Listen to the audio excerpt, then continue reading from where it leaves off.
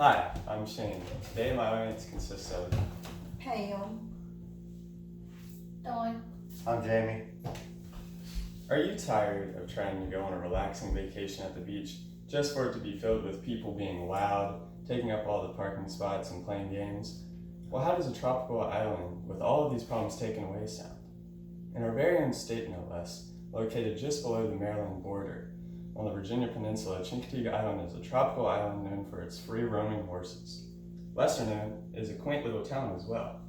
Everyone there is extremely nice and helpful to tourists.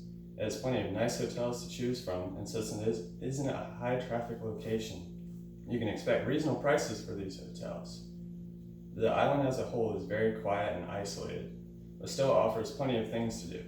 Not only that, but it is a beautiful place to be, offering miles of trails to explore.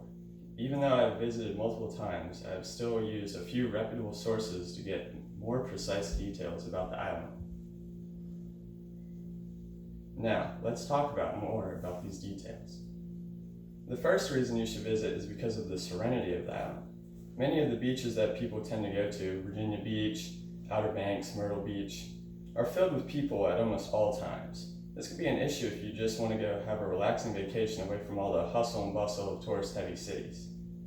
Big masses of people don't tend to go to Chincoteague as it isn't known for its party crowd. It is mainly for families, couples, or older people, so it stays very quiet and subdued compared to other places. It is also a little over 8 miles from the mainland, so there's no real traffic there other than from the island itself. Since the island is only 7 miles across, it has everything that you would need right there on the island, so there's no need to go back to the mainland during your stay. The Chincoteague Island Guide states, "It is a popular family vacation spot. Chincoteague Island has something to offer for every visitor." Some things that the island offers is plenty of restaurants, mainly consisting of seafood, mini golf courses, tons of shops for souvenirs, and long, beautiful nature trails. As Chincoteague Chamber puts it, Chincoteague Island is Virginia's only resort island and is perhaps the most beautiful island on Virginia's eastern shore. Now that we've talked about how relaxing a place Chincoteague is, let's talk about some of what you can expect to see there. Although it doesn't offer as many tourist hotspots as other beaches do, it makes up for it in its scenery. For starters, Chincoteague is connected to Assateague Island, which is where the beaches and trails are located. All of the island's more beach-oriented activities are located on that side of the island.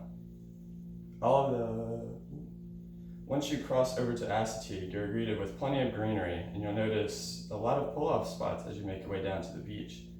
These pull-off spots are the nature trails that I mentioned before, and each of them let you know exactly what you should expect to see before entering by use of signs and plaques. Melissa Watterson from the AP Regional State Report mentions just how important these trails are when stating, "Today, the small island off the eastern shore of Virginia is considered one of the top tourist destinations in the country, due largely in part to its wildlife refuge, which averages more than 1 million visitors each year, according to the U.S. Fish and Wildlife Service." If you decide not to go on the nature trails, you can just keep driving down the road for a few more minutes, then at last, you'll see the beach. According to the website Virginia is for Lovers, the beach itself is 37 miles long, and the whole thing is trapped between the Atlantic Ocean on one side and the Sound on the other side. If you go on some of the nature trails, they will take you to more secluded parts of the beach. Besides the beach/tourism side of the island, there are what we shall call districts of the island, which is where all the island residents stay. The beginning of the island is where the residents actually live. Then on the other side is where you can find convenience stores and normal restaurants. Then towards the back of the island, you can find fishing gear. Something really cool you can do if you wish to explore the island with a cool ocean breeze on your face is to rent a motorized scooter for the day. You can travel all across the island on one of these, and from my own personal experience, it is a super fun ride. Now we can talk about what the island is most famous for. You may have heard of the movie or the book called Misty of Chincoteague. It was based off a real-life horse of the same name and brought nationwide attention to the island. Pollyanna Randall from Travel America elaborates on this by saying, well-known children's author Margaret Henry was captivated when she visited Chincoteague shortly after World War II. When she and illustrator Wesley Dennis published Misty of Chincoteague, They forever captured the hearts and imaginations of children in their dreams of owning a pony. There's even a whole road dedicated to this famous horse on the tourist side of the island. The road has a building called the Chincoteague Pony Center, and it has all of the information about Misty and even has a gift shop to go along with it. If you would rather experience real horses as well, then Chincoteague has you covered.